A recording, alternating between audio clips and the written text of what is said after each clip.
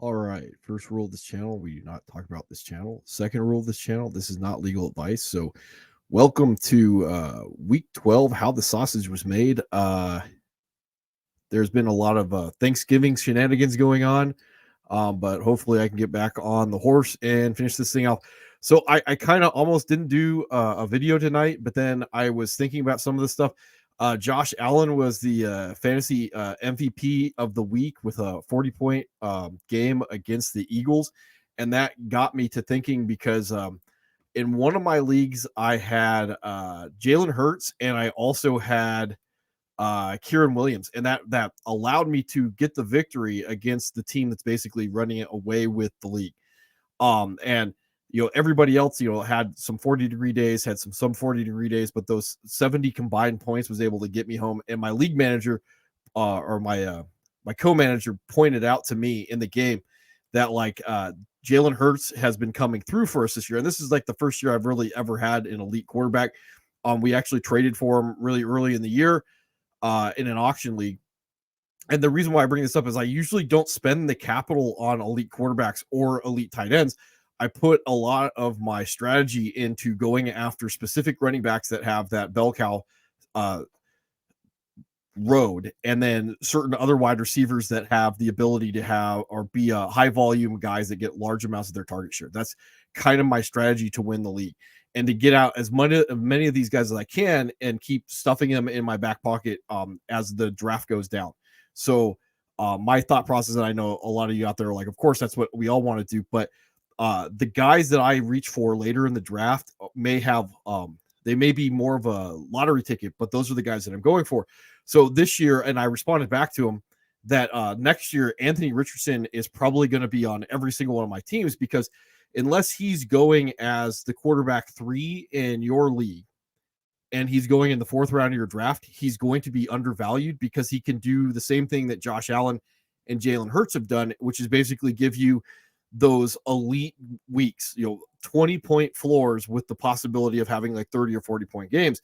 And that's going to be very difficult for other players in your league to compete with you, especially when we realize, and this is why I decided to do the video tonight, that outside of Josh Allen and Jalen Hurts, that most redraft leagues are probably going in about the 3rd round of your draft. Your guys like Dak Prescott, who was not necessarily going to be a top 10 quarterback in a lot of leagues, and even CJ Stroud, who we'll talk about CJ Stroud a little bit later, but like outside of those two guys, the next guy is Trevor Lawrence, who was probably about like quarterback 9 going into the season.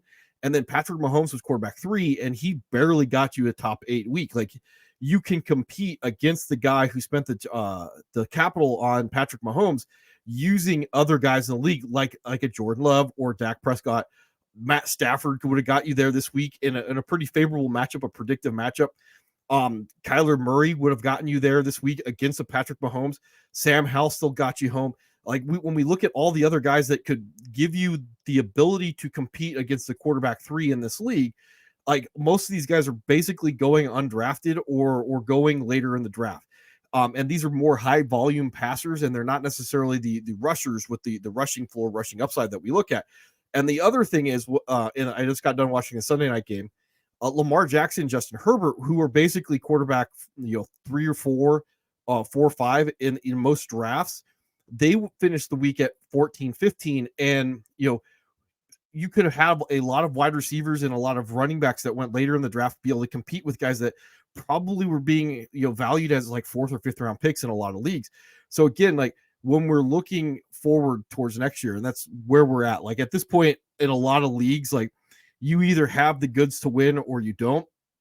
You're either hoping for a shot in the playoffs or you know that you're in it or you're out of it at this point. So I'm already kind of planning towards what I'm going to do with the channel next year. And this is one of the things, like looking at the ability to understand what the strategy is going to be. Outside of like 3 quarterbacks, Josh Allen, Jalen Hurts, CJ Stroud is going to be overvalued probably next year. I don't know how much this rushing floor is going to be able to stick around. Even like Dak Prescott, other guys are going to be pushed up the board. And unless they have that ability to compete with like a Josh Allen and Jalen Hurts, because they've been relatively able to do this on a week-to-week basis. So there's a handful of guys at the end of the year, and I will do a video on this, about a dozen that are going to be basically the predictor of who made playoffs.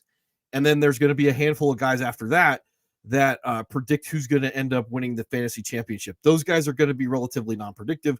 Fantasy playoffs have a lot of luck to them. There's only so much planning that we can do. But like Jalen Hurts and Josh Allen, like they really haven't had those clunkers of a game. Jalen Hurts had week 1, and then after that, he's given you at least a 40-degree day or better going forward.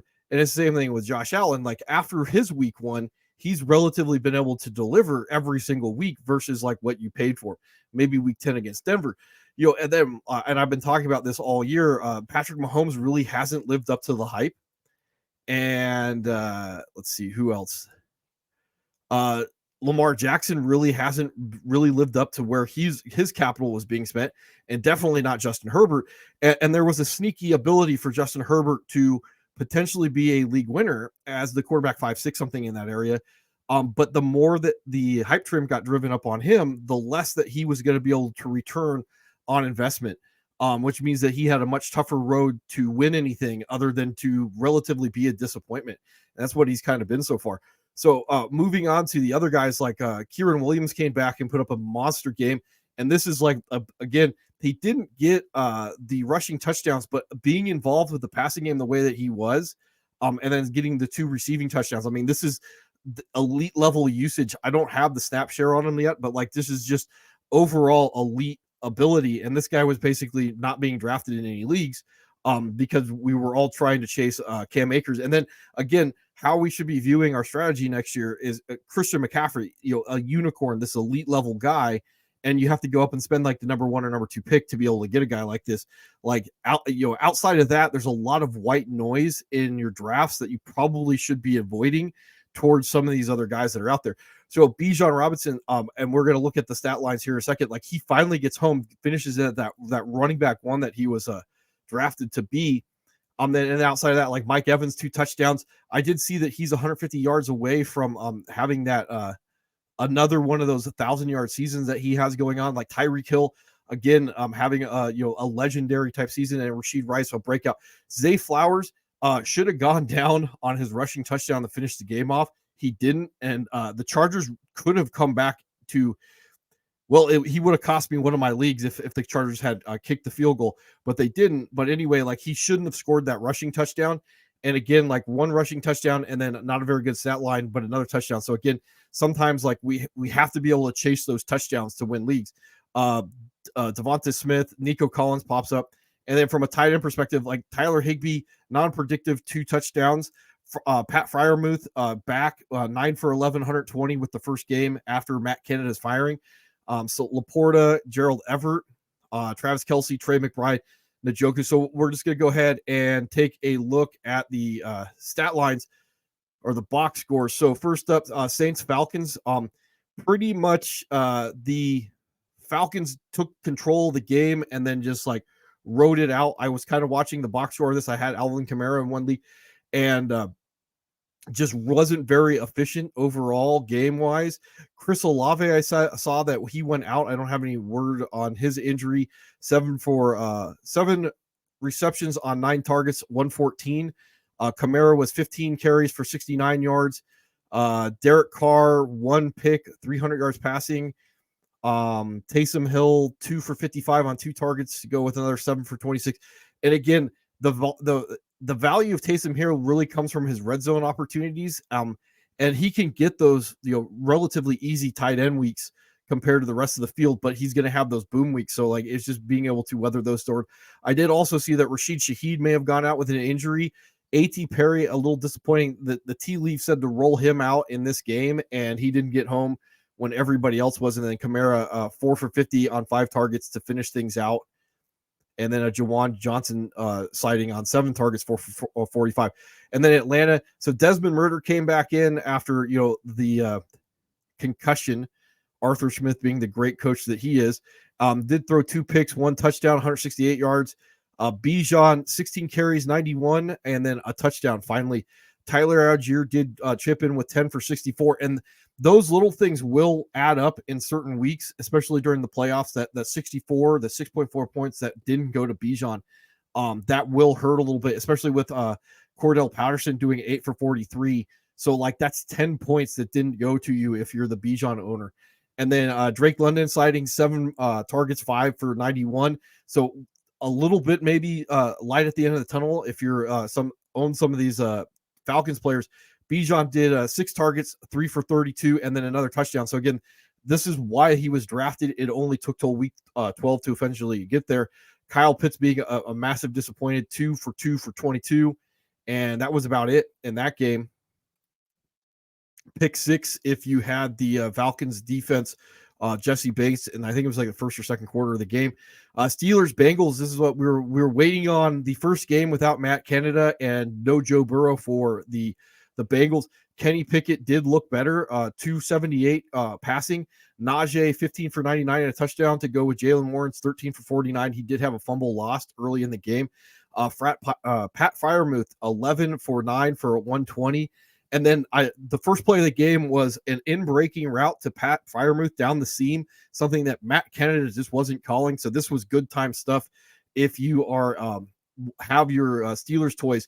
So Pickens was 5 for 3 for 58, and Deontay Johnson 8 targets, 4 for 50 overall. Then Jalen Warren 3 receptions, and I don't see anything for Najee. So those guys are going to stay in that running back 2 type land. Low end running back 2 land, and this would upgrade overall your toys going forward in that flex range, or tight end 1 for Pat Freiermuth. So Drake Browning was 19 to 26, 227, 1 tug and 1 pick. I haven't seen any of the tape on this game. I don't know how good or how bad it is. The Steelers have been very odd overall from a team perspective, because the analytics say they should be losing, and yet they will probably make the playoffs at this rate. So Joe Mixon, the volume based is not going to be there for him, so he has to be efficient. So he's only 8 for 16 on the ground. Jamar Chase did 4 for 81 on 6 targets, and again, this was relatively a ugly game from the box score. And then overall, that's about all that we have to say about the Bengals Steelers game. As everything resets on me.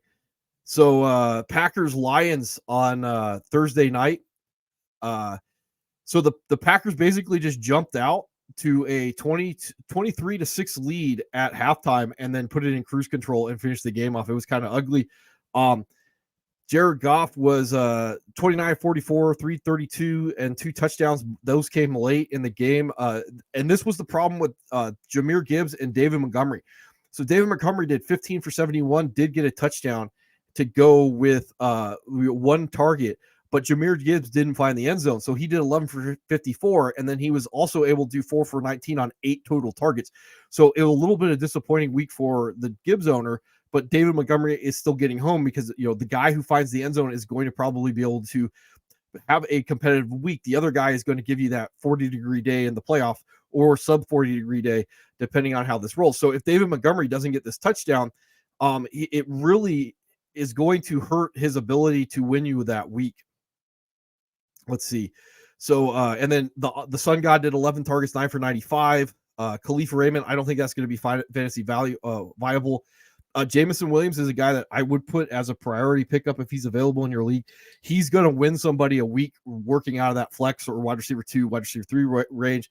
Laporta with 8 targets, 5 for 47 and a touchdown. And then from the Packers perspective, again, if you spent a high elite capital on your Justin Herberts and your Lamar Jacksons, I'm trying to pull them up as I have a slow brain moment. If you were spending all that capital, that draft capital on those 2 guys, and you could have gone out and gotten your Jordan Love, and your Jordan Love would have won you the week this week, versus those 2 guys that didn't get you there. And this, at this point, this is rather predictive that those guys are not going to have the overall fantasy value that Jordan Love. It doesn't really matter if he's good at football or not. 268 and 3 touchdowns, and that's going to just overall, it doesn't matter how the sausage is made. He's got the weapons in Green Bay to score points. So AJ Dillon 14 for 43 with Aaron Jones being out. There's what I was looking for. Jordan Love does have a little nimbly bimbly 3 for 39. So that's going to be interesting going forward with that. I was expecting James Robinson to be active, and they didn't activate him. So Patrick Taylor was the other guy that they rolled out there. So Christian Watson finally got home on 7 targets, 5 for 94, and a touchdown along a 53. Don't know who Malik Heath is. Packers wide receiver, rookie. I don't know. He's probably not very fantasy viable going forward. Romeo Dobbs, Jaden Reed did get a touchdown and did work a little bit again on the ground. And then Tucker Kraft, I did call this, even though when you're wrong, you're wrong. He did get home with a touchdown, but only 2 targets for 2 receptions and 15 yards to go along with that. So that was the Thursday night game between the Packers and the Lions. Cowboys and Redskins. This was a little bit closer than the score would indicate. So it was 20-10 at halftime, and then nothing done in the third quarter, and then an explosion in the fourth quarter for the Cowboys. And in this case, like you had, if you haven't heard about it, DaRon Bland, 63-yard interception return. That was the 5th return touchdown that he's had on the season that broke the record. So overall, like this is all done in the fourth quarter. Field goal, CeeDee Lamb touchdown, Turpin touchdown, and then Bland finished it with a 4:39 left to go in the game. So like it was a little bit closer than I was expecting it to be. Brian Robinson getting most of the work out of the in the rushing game, 15 for 53. And then Chris Rodriguez siding with Antonio Gibson being back. And then Sam Howell finds the end zone to go along with his interception. Curtis Samuel, 9 for 100 on 12 targets. Jahan Dotson, 5 for 52 on 6. Terry McLaurin, 11 targets, but not very efficient. 4 for 50. Yeah, and then from the Dallas perspective, so Tony Pollard, because of the schedule, and we can actually look this up a little bit, because of the schedule for the Cowboys going down the line, he was very disappointing, but he has the ability to potentially win leagues. So they might be in some of these shootouts going into the playoffs. So the Seattle game may not necessarily be a good game overall, but the Eagles, Bills, Dolphins, Lions could predict to be these high-scoring games, which is going to give Tony Pollard more of an opportunity to get home. So from the perspective of this fantasy from a fantasy perspective, 13 for 79 and a touchdown along at 27. And he also was able to get home on 6 targets, 6 for 24. So if you're scamming in PPR, half PPR, like those are just the stuff that why he was drafted. So again, if even with Rico Dowdle, I think Rico Dowdle got home in this game. Yeah, he did on a 15-yard reception. Even with Rico Dowdle like vulturing some of the work, as long as he can keep Tony Pollard being efficient and the Cowboys have more opportunities to score, that's going to make Tony Pollard more and more fantasy viable down the line. So he's probably still going to be a bust relative to where he's going as a late first, early second, but he's probably going to win a lot of leagues for the guys that drafted him if the Cowboys are in games where he has to be used and scoring down the line. And then Brandon Cooks, again, if you picked him up and you stashed him, only 5 targets, 4 for 72, did get a touchdown. And then 9 targets for CeeDee Lamb. Jake Ferguson, 3 targets, but man, that's like a huge, like 1 for 35. So again, if these games can actually stay close and the Cowboys have to like open it up and score with another team instead of just beating the other team down with their defense, like the Cowboys have a lot of weapons that are going to be interesting to be rolling out during the fantasy playoffs. All right, 49ers Seahawks. This game was ugly. I was kind of watching this one because I had Christian McCaffrey going up against me in one league. So he did have 2 rushing touchdowns to go along with 5 for 25 on 6 targets through the air. And this game was basically over at halftime. It was 24-3 at the half, and then they went on cruise control. 10 points from Seattle in the second half, and then a late touchdown for the Niners. Brock Purdy, again, it's not going to be ugly. It's not going to be pretty with Brock Purdy, but he's going to be able to compete with some of these other guys. So 11.6 points this week. This is not particularly like why you would be rolling Brock Purdy out on a week-to-week basis. He does compare very comparably to Jordan Love from a fantasy perspective, just having a lot of weapons and then just being able to get home. But again, when we're looking at the capital spent on a Patrick Mahomes or Justin Herbert or Lamar Jackson, and then you relatively could get Brock Purdy for free when he gives you your 11.6 weeks, that capital hopefully was spent someplace else. So like, that's just something to be paying attention to because Brock Purdy is going to be a top 10 quarterback next year in the draft. And I would probably at this point outside of those top three guys that I discussed, Hurts, Allen, and Anthony Richardson, Brock Purdy would be a guy that I would just be picking up late in the draft that a lot of people are going to overlook, and he's going to give me a top 10 quarterback finish next year. And then Deebo Samuel's 4 for 15 and a touchdown. Again, that's what his value is, that hybrid player. And then another 7 for 79 on 9 targets. Again, and I talked about this. If Brandon Ayuk didn't get the touchdown, he's 2 for 50 on 4 targets. These guys are going to cannibalize each other. And in this case, the guy that lost out was George Kittle on 5 targets, 3 for 19. And then from the Seattle Seahawks side point, the downside with Zach Charbonnet getting the bell cow treatment this week is he went up against a bad matchup. And I've already talked about this. If a guys are not matchup proof, that makes them not actually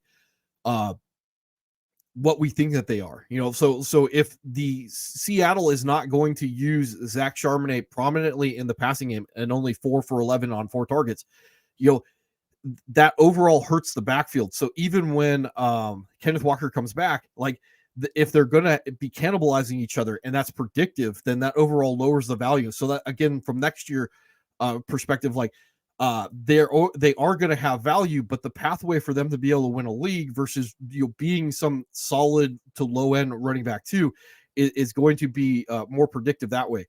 And then just ugly game overall. DK had 9 targets, but didn't get anything done on 3 for 32. This was a game that I was partially expecting Jackson Smith and Jigma to get home. 3 targets, 2 for 41, just not the volume there. And then Tyler Lockett, 5 targets, 3 for 30. Just ugly game. The Seahawks did look like they were going to be good early on, and at this point, they may not even make the playoffs with some of the other teams that are out there in the NFC.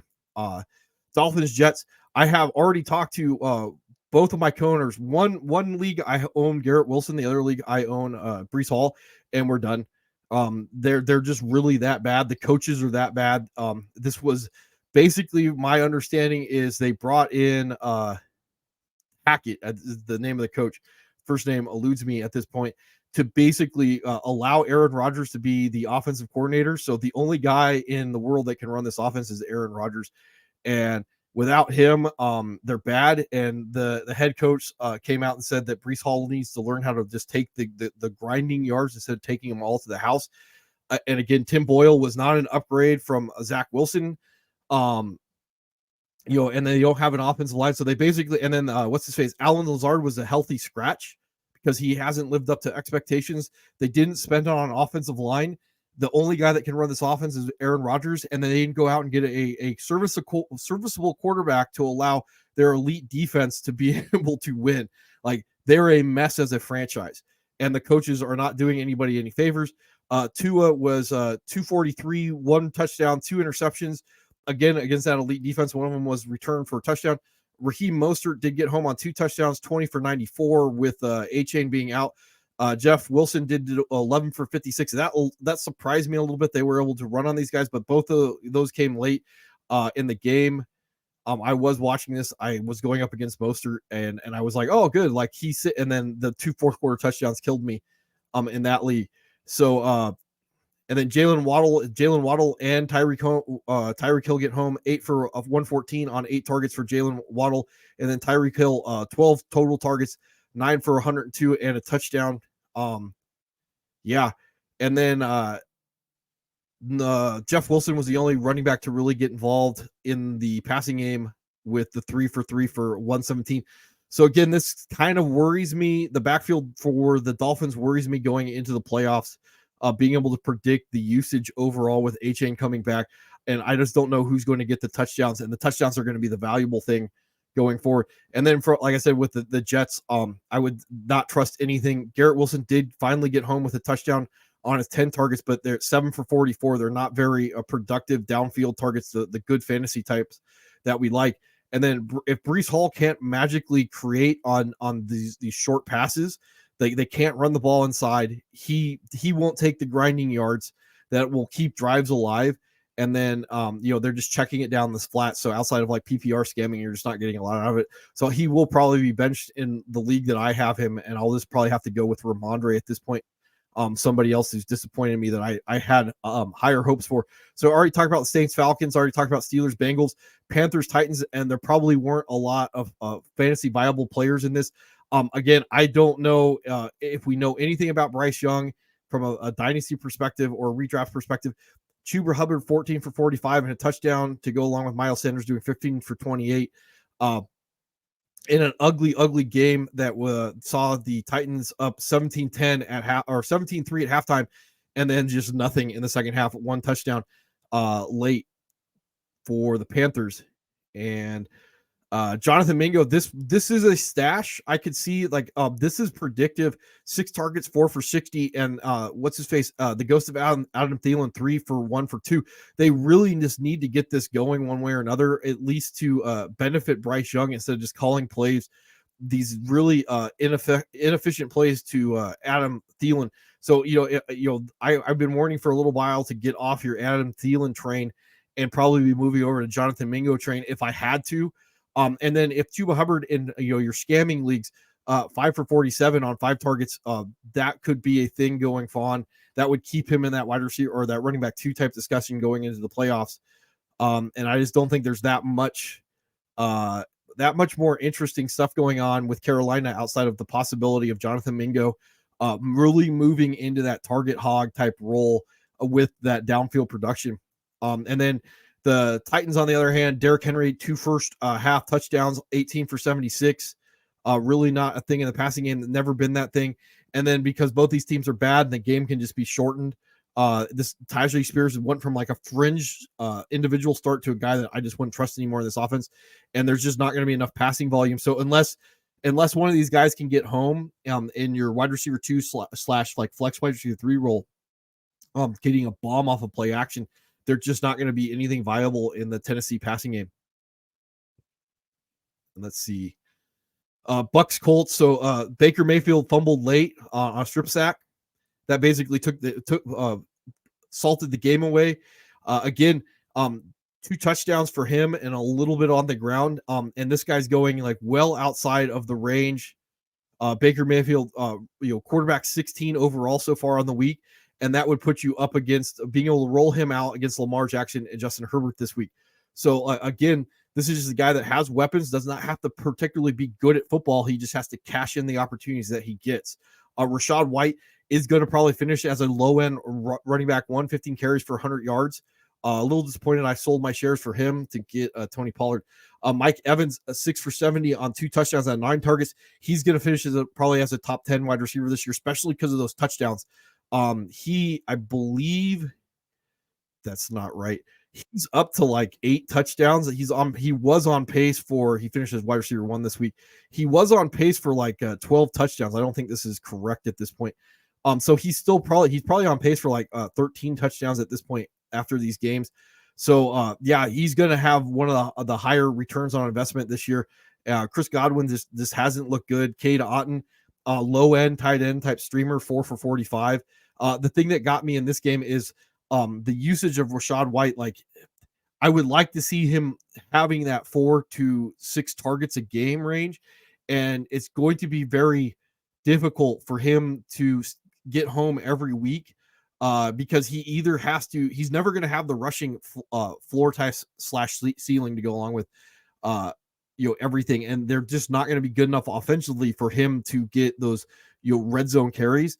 So overall, his floor has to come from the passing game, and if the Bucs offense is not necessarily good enough to do that, that's going to scare me a little bit going into playoffs. But there are so few running back ones that like I would have to roll with him. That's part of the reason why I sold him for Tony Pollard going into the championships. Gardner Minshew did get one done on the ground. So again, he would stay in that like ability to stream range that I've talked about before. And again, being able to take a guy like him and roll out against, as I can't find him, but being able to take a guy like a Gardner Minshew and stream him, or against some of these other quarterbacks that had higher capital put out there, is not something that should be happening. And when you could roll a guy like him out in a week and go like he's got enough weapons that like and a little bit of looseness on the ground that I could go, I could get 10 to 15 out of Gardner Minshew. And then I'm worried that Justin Herbert or Lamar Jackson is not going to be able to compete against the guy that's just like, oh, I guess I could roll this guy out. And with the bye weeks, next 2 weeks, that you could see a Gardner Minshew having more, or a Baker Mayfield having more value than guys that spent on a Justin Herbert or a Lamar Jackson. That's the scary thing about not understanding the right value of the right players from a fantasy perspective. So if you spent or bought low on Jonathan Taylor, congratulations, 15 for 91, 2 touchdowns. Zach Moss was a thing in this game, 8 for 55. Michael Pittman, 10 for 107 on 13 targets. And again, this is something that I talked about early on this channel, is how undervalued Michael Pittman was. I think he was going in the 7th round of a lot of drafts. So like, here's a guy that's going to finish overall, I think, as a top 15 wide receiver, top 10 wide receiver, or excuse me, top 20 for sure wide receiver, if not top 15.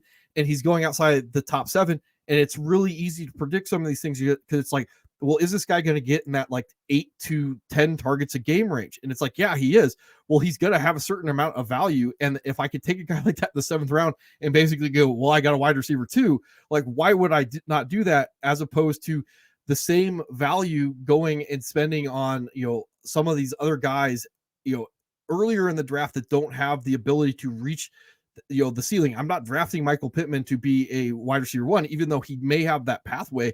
But I mean, it's just predictive to me that like that would be there. And he's just he's knocked down the draft board because people go, he's stinky this year. Like, no one else likes him, so why would I be the guy that takes him? So I can, like, I don't understand the logic behind that. Josh Downs, 5 for 43, 13 targets. That's very, really interesting. I want to see the air yards on those when that comes down the pipe. Yep.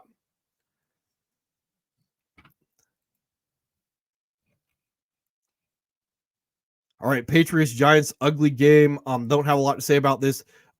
Mac Jones, I mean, they're already talking about this is the end of Mac Jones, but we've been saying that for a while. 2 interceptions, 1 touchdown. Ramondre Stevenson, 2 interceptions for Mac Jones, 1 interception for Bailey Zappi. He came in relief. Ramondre Stevenson sighting. So he went from this huge bust, and down the line, he's probably going to finish about what the capital was sent on him. Is just the road that he took to get there. And again, part of the reason why I drafted him in both my leagues, because he did have a road to being to be able to return more than I invested in him. But at least at this rate, he's probably going to be able to return a little bit on investment. 21 for 98 and 1 touchdown along 15. Zeke did vulture 9 carries for 46 yards. So that's going to cap the overall ability for Ramondre Stevenson to really finish as higher than he could have. And this is a bad offense, so I don't know how many scoring opportunities are going to be there. He did also have 5 targets, 5 receptions, 9 yards in scamming leagues. And then overall, not a lot else to talk about. And I talked about this before with Demario Douglas, 9 targets, 6 for 49. These are not vertical targets. And again, unless he breaks a tackle and takes one to the house, he's never going to give you the ability to win on a week-to-week basis. And then again, Tommy DeVito just hanging around, 191, 1 touchdown. Saquon, the ugly week for him. And this was a little predictive, like with him. I did like my Darren Waller, Daniel Jones stack coming into the season because of the relative capital that I would have to spend on these 2 guys to find out. I did not like Saquon at his value, and I did see that he was tumbling later on into the second round of a lot of drafts, which is probably closer to where he should have been going because of how bad this theoretical offense was going to be, even though he was going to get such a high opportunity. And again, opportunity may be the king of fantasy football, but efficiency is the queen. They have to go together, or you're just not going to get the guy. That may be part of the thought process behind a Michael Pittman, that he may get the volume that's just not going to be very efficient volume. And then I was talking about this for a while. Jalen Hyatt is finally a thing, along a 41, 6 targets, 5 for 109. So that would be somebody to be sneakily, hopefully you've been already stashing him going forward. This may be predictive, and looking at the Giants schedule going forward, Packers, maybe the Saints, doubt it, maybe the Eagles, maybe the Rams. So there is a little bit of a possibility to be rolling out Jalen Hyatt, trying to chase that dragon, getting that return on going into the playoffs, a high ceiling guy, low floor, high ceiling guy going on. And then wrong about Daniel Bellinger, but I bet his snap share is still going to be relatively high in a game that was at least predicted from the standpoint that the Patriots defense is still going to be rather well schemed up. And the fact that they couldn't fool Tommy DeVito, last second field goal in this game, that missed. They couldn't fool him enough to have him make the rookie mistakes in order to take advantage of this game and get the win. And the funny thing is, I have been hearing that like the Giants are basically have played themselves out of those top quarterbacks, the Caleb Williams, Drake May sweepstakes. So this is kind of an interesting situation for the Giants to be in rest of season. Same thing with the Cardinals. Probably have already played themselves with that second win out of the Bryce Young, Drake May, Drake May, Caleb Williams sweepstakes. I'm just looking at the Panthers are probably right now going to be the team that most likely finishes the season with the number 1 pick, which means it's going to go to the Bears. And Justin Fields is looking better going into tomorrow night's game, so that's going to be kind of interesting. Jaguars Texans. This game was really odd because it looked like the Jaguars were going to run away with this game, and then CJ Stroud decided that he's an elite quarterback, and he put the team on his back, and then a last second field goal missed. I believe that's what happened. Either they made it or they missed, but don't listen to me. This is not a real football recap show. This is a fantasy football show. Doinks off the crossbar to finish the game off. That's just how it went. But I was kind of paying attention to this because I have a lot of shares and I have a lot of was going up against a lot of Texans as I mute that stuff for myself in case that doesn't come through. So anyway, in this game, the one thing is Trevor Lawrence went from being a massive disappointment to actually getting it done the last couple of weeks. Quarterback 6 right now going into the Monday night game. And this is the high volume that he has to have. He's just been really inconsistent with putting together the rushing floor to go together with that high volume passing offense. And again, the thing that kind of bothers me a little bit with ETN, he did have 6 targets, 4 receptions for 30 yards to go along with 20 carries for 56. This is kind of starting to worry me overall with the overall usage. I did sell my Calvin Ridley shares. He had 6 targets, 5 receptions, 89 yards, a touchdown, a 2-point conversion. And again, this is high efficiency, which is not something I necessarily want to see in a wide receiver 1, which means he's probably not a wide receiver 1. You see Christian Kirk doing 7 targets for 4 for 89. That's probably more indicative of the overall number 1 guy in the offense, and then Calvin Ridley. So how predictive it's going to be between these 2 guys going forward is going to be the guy that's open. And this goes back to that Saints game. Is the Jacksonville just doesn't have an identity. They're not trying to get the ball to Calvin Ridley. They're just going to go where they feel like going. And I would say they're not actually trying to get the ball to where the defense is allowing them to get the ball. They're basically choosing ahead of time what they want to do, which is going to get ugly. And then Evan Ingram, 8 targets, 5 for 49. He's going to stay there in that low, really cap ceiling, low, higher floor tight end 1 range going forward. So overall, CJ Stroud though 304, 2 touchdowns. I said I was going to talk a lot about him. So I did not see a lot of this in college from him. 6 for 47 and a touchdown. So he's had a relative lot of nimbly bimbly going on this season.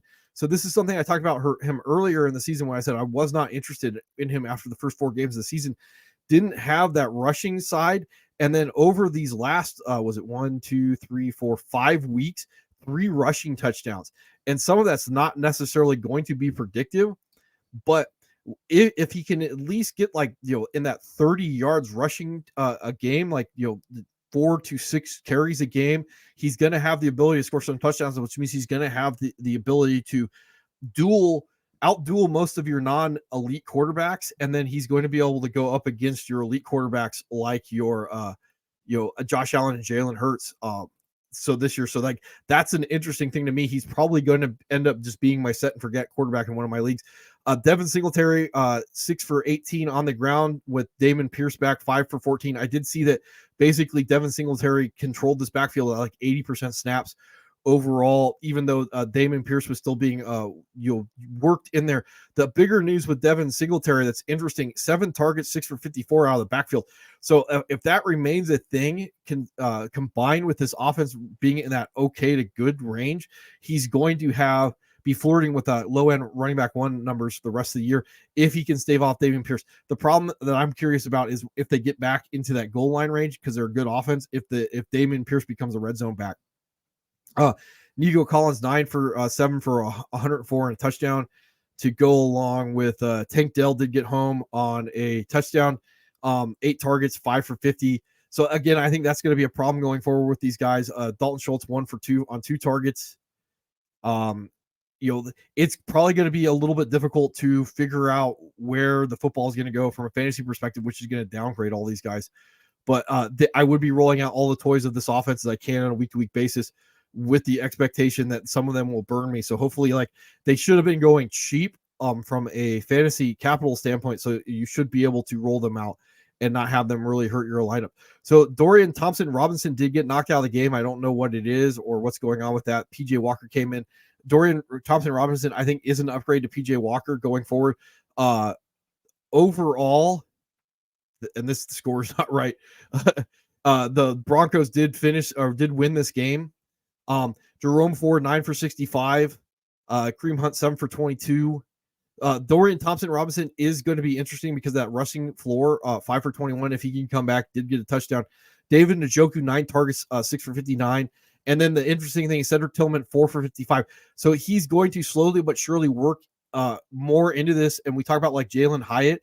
Cedric Tillman is probably going to be a guy I would be looking at going into the fantasy playoffs. The possibility to win somebody a week when he has that non-predictive, predictive type spike week. Maybe even the Texans in the fantasy semis that I could see him getting home, or the Bears. But yeah, he's going to have that week at this point because the tea leaf said that's like this is why they traded Donovan Peoples-Jones to give him the opportunity, as I pointed the wrong guy, to give Cedric Tillman the opportunity. So now he's getting the opportunity. Now he's getting the production. He's going to get that week where one of them lands or he gets those 9 targets. At this point, that's going to be going to occur. It's just not an issue of that. When can we predict that it's going to happen? Especially because they're going to take away Amari Cooper. A lot of times he's 6 targets, 2 for 16. And then Elijah Moore did do 9 more targets and 1 carry. So I guess he may be back flirting at that like low end wide receiver 3 range. Russell Wilson, again, fantasy viability, sometimes not knowing how the sausage is made. Russell Wilson, quarterback 12, because he did throw a touchdown on only 134 yards, but he also did have enough nimbly bimbly to get one into the end zone. Samaje Perine vultures a touchdown from Javonte Williams. And this is what I talked about with Javonte Williams is overall 3 for 6 on 6 targets. The offense is not going to be good enough for him to be able to overcome not having the perfect fantasy week. And that's just a tough road to go. So he's just going to be in that mid-range RB2, knowing that he's going to give you those sub 40-degree days. That must have been the hit that knocked out Robinson. That looked brutal. I think Courtland Sutton finally burns you. 3 for 61 on 6 targets. Didn't get that touchdown. That was about it in this game. The Rams Cardinals. So I talked about this before. So Kieran Williams may no longer be the fantasy MVP based off of him basically being undrafted after missing those 4 or 5 games with the fantasy games with the going on IR with the ankle. But man, he comes back with a vengeance. 16 for 143 on the ground to go along with 6 for 61 and 2 touchdowns. Again, perfect usage from a running back. Red zone and receiving work. That's what he gives you. So hopefully you rolled him out. And right now, overall, he is fantasy player 3 on the week going into the Monday night game. So Royce Freeman, because this was a blowout, he scores late, 13 for 77 and 1 touchdown. So I would imagine in certain leagues he was still rolled out. He may have got some people some points. The interesting thing, and I did call this a little bit with Tutu Atwell, but Puka Nacua and Cooper Kupp back, but he did 3 for 76 on 3 targets. Tyler Higbee did do 2 touchdowns in this game, but those are going to be mostly non-predictive. So Puka Nacua, 4 for 27 on 8 targets, and then Cooper Kupp 3 for 18 on 5 targets. Really odd game script overall for the Rams. I don't necessarily think this is going to be the norm going forward. But if I was a Cup owner or a Puka owner, I would already know that this would be a likeliness that the other guy was going to eat. I just didn't think it was going to necessarily be Kieran Williams. So Kyler Murray, he was not very good in this game overall. I do want to watch the tape on him. I did roll him out in one league. Didn't get it done until late. One touchdown to Greg Dortch late in the game. James Conner was just not a thing. I think that when this game got out of hand, they just yanked him. He was 6 for 27, and then to go along with a scamming 4 for 5 on 5 targets in the game. So I did see a lot of Michael Carter late, 4 for 19, and to go along with 4 for 15 on 4 targets. So again, this would be the thing I would be interested in. And then DeMercado 3 for 15. So I don't know how the season is going to shake out for the Cardinals down the line. They are going to try to see what they have going into next year. At this rate, I could maybe see Michael Carter is going to be the passing down back, and then DeMercado is going to be the breather back, which is overall going to downgrade James Conner.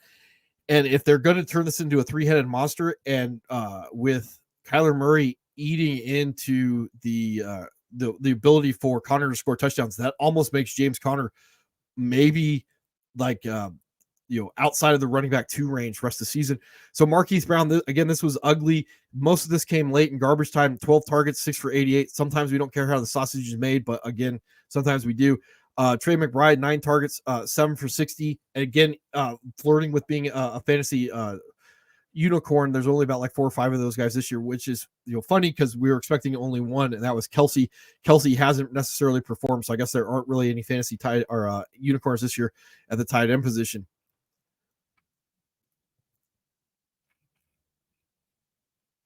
And then Chiefs Raiders.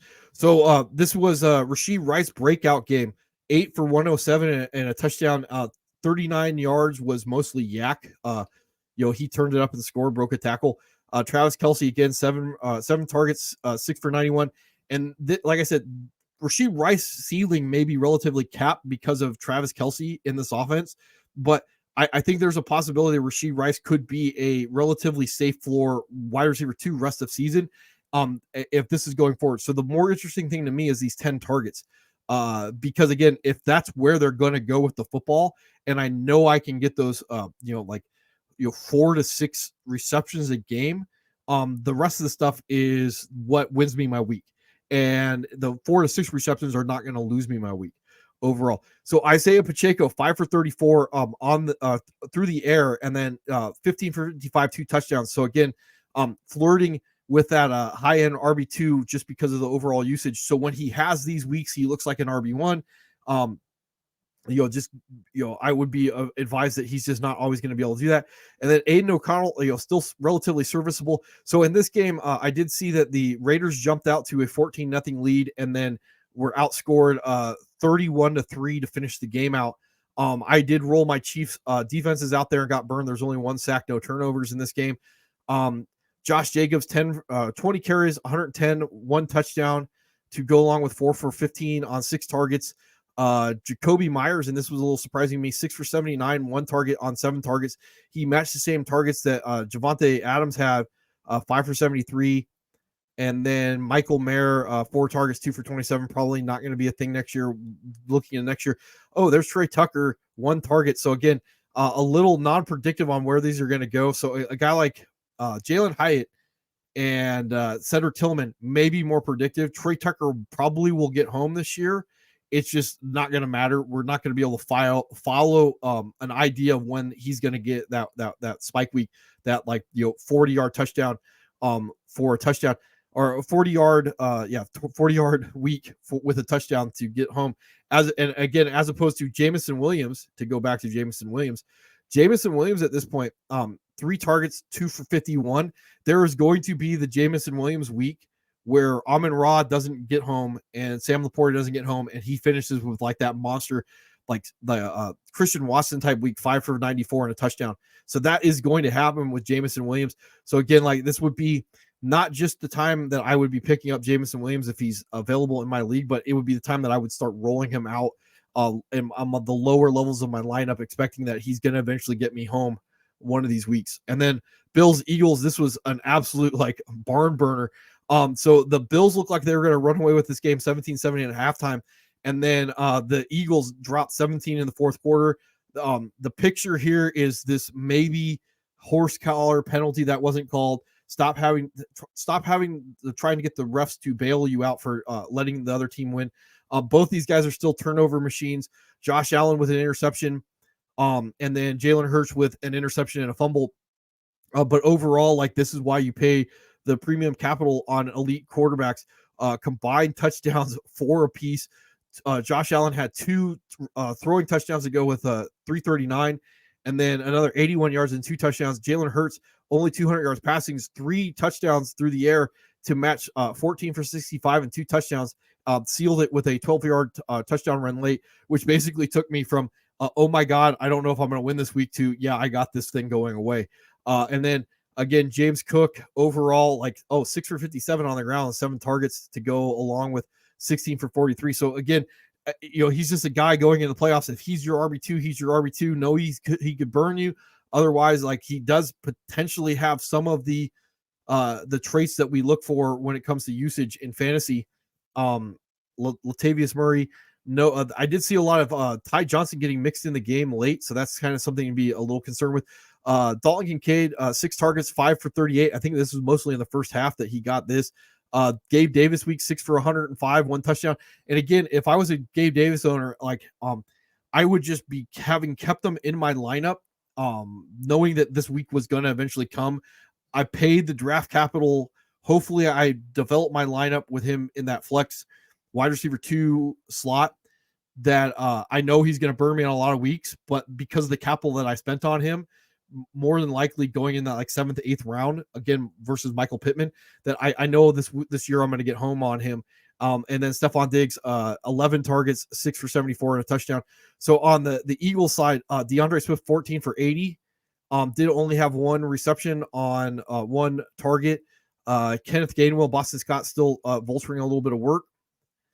Devontae Smith, 7 for 106, 1 touchdown. AJ Brown, 5 for 37, 1 touchdown. He still got 9 targets compared to Devontae Smith's 8. And then the tight ends just aren't necessarily a thing on this team. So yeah, the lesson learned going into next year is spend your capital on elite quarterbacks, because they're going to be the guys that are the bedrock of your team.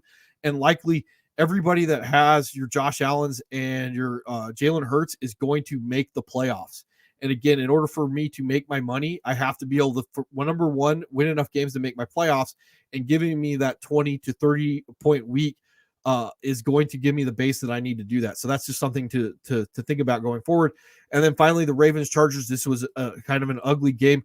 Looked like the Ravens were going to run away with it, and then they just, whatever is going on in Baltimore from their offense being non-predictive and then just not being consistent, they let the Chargers hang around. Chargers actually had an opportunity to win this late, and then turned the ball over on downs, and then Zay Flowers scored a 37-yarder that he should have fallen down on, but he took it in the end zone, and then the Chargers turned it over again on downs. So Lamar Jackson, only 1 touchdown on 177 yards rushing to go along with 11 for 39 on the ground. Again, just that's not why you paid for Lamar Jackson. Keaton Mitchell may end up being a league winner, 9 for 64. To go along with 2 for 25 on the ground. So again, if he can take over this backfield, and that's going to be the problem, he's going to have this opportunity to win. So Gus Bus did 8 for 26. And again, if we're looking at James Cook compared to Keaton Mitchell, being able to score those touchdowns is what's going to change his overall value. So again, if they're going to bring in Gus Bus in those particular like red zone areas, it's going to lower the overall value of Keaton Mitchell. But it would be nice to see him getting in that 10 to 15 weekly predictive touches a game, which would mean that I found myself an RB2 going into the playoffs. And then looked like Odell Beckham was going to be a good pickup. He did 3 for 34, 5 targets. That was all, I think, on the opening drive. Isaiah likely filled in 6 for 4 for 40 with Mark Andrews being out. And again, a little bit of a disappointment going up against like the worst defense in football. And then Justin Herbert, like whatever's going on with the Chargers, like I think they've just given up. Justin Herbert, 217, 1 touchdown, 1 interception. That was a Hail Mary at the end of the half. And then Austin Eckler did fumble, 10 for 32. The bigger issue, 5 for 32, just not getting the receiving work overall. I did see some Reddit posts where they pointed out that like overall top speed of Austin Eckler was like 13 miles an hour. Again, I don't know how much I believe that. I think Quentin Johnston get knocked out. Keenan Allen, again, return on investment, 16 targets, 14 for 106. So that's just massive elite week. With those are the type of guys that I look for. Going forward, there was no way at his approximate 4th round value that he was going to burn me, and I knew he had a pathway. I didn't think he's going to have a top 5 finish, but I definitely thought he was going to be a top 10 guy this year, and he is returning on that type of investment going forward. And then Gerald Everett, he was the guy who got home 4 for 4 for 43 and a touchdown. And yeah, I think that's about it. So hopefully I'll go through. I'm planning maybe to keep tomorrow's or Tuesdays after waivers shows to a minimum. I just don't think there's enough out there, especially with the response to the last video, to really try and break down a lot of the numbers.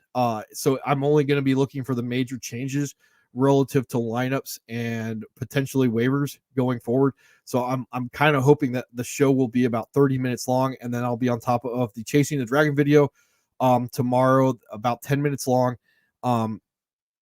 And then hopefully this week I'll get the other sit start show done. So anyway, that's about it. And yeah,